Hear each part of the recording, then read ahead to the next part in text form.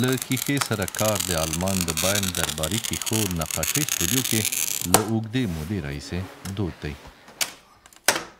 Man muss mit Glas geduldig sein, weil man nicht direkt, wenn man arbeitet, sieht, wie das Ergebnis letzten Endes ist.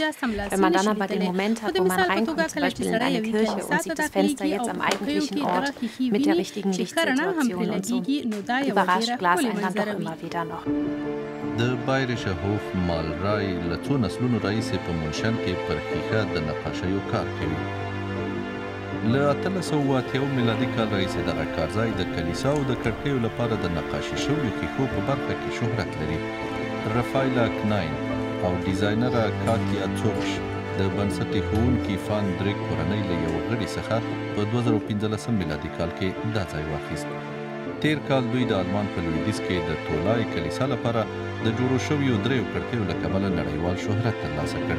دغه کړکۍ د مشهور آلماني نقاش ګیرهارد ریشتر د مشهورو رسامیو په کارولو سره ډیزاین شوې وې. Wir waren dazu eingeladen, ein Angebot abzugeben für die Erstellung der neuen Fenster für die Abtei Tolai.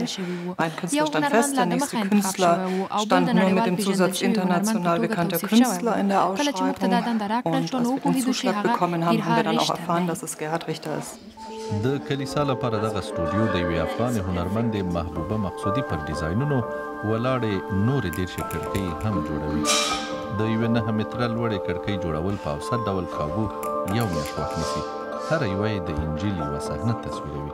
Jeder Entwurf entsteht auf Papier oder Leinwand, aber für mich die Faszination des Glases orientiert sich an das Licht, weil Licht ist ständig in Bewegung.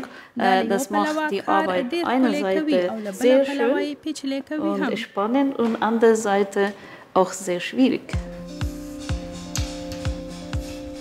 محبوبه مقصودي خپل اثر په خپله په ښیښه پنځوي.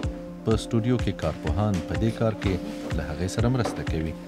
دا ډله دقیق د هنرمند پر مشخصاتو کار کوي. که د ښیښه‌یي چوکاټونو غوڅول وي، شکل ورکول، که د ښیښې رنګول وي.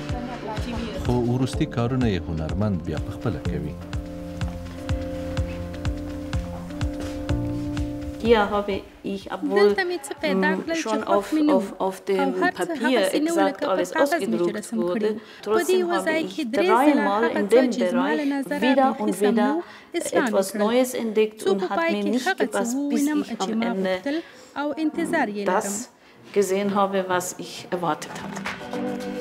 کاتیا څوک وایي چې د دغه هنر اوج په ډېره پخوانۍ زمانه کې پای ته رسېدلی دی او دا چې په اوسني پیر کې دا ډول فرمایشونه او کارونه ډېر نادر او کم دي.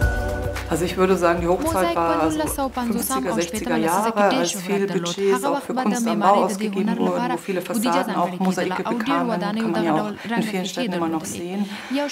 Heute ist das zurückgegangen, das mag auch damit zusammenhängen, dass es eine gewisse Materialkonkurrenz auch gibt, dass die Architektur auch anders ist und anders gestrickt ist.